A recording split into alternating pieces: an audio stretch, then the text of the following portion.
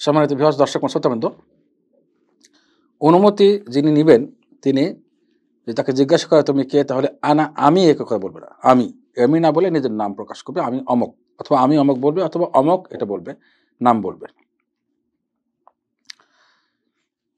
কারণ যদি আমি বলি তাহলে প্রকাশ হচ্ছে না যে সে আমিটা কে। অনুমতি প্রার্থনাকারী যিনি অনুমতি চেয়েছেন তার পরিচয় পাওয়া যায় না, মানে আমি শব্দ এটা অস্পষ্ট। সুতরাং নাম বলবে অথবা বলবে আমি অমক, এরপর অনুমতি দিলে প্রবেশ করবে, না নয়। এর প্রমাণ জাবের রাদিয়াল্লাহু আনহু হাদিস, যেটা সহিহ বুখারী হাদিস নাম্বার ৬২৫০ এবং সহিহ মুসলিমের ২১৫৫ নম্বর হাদিস। জাবের রাদিয়াল্লাহু আনহু বলেন যে ঋণের ব্যাপারে, আমার বাপের ঋণের ব্যাপারে আমি রাসূলুল্লাহ সাল্লাল্লাহু আলাইহি ওয়াসাল্লামের কাছে আসলাম তার দরজায়। অতঃপর মহানবী জিজ্ঞাসা করলেন যে কে?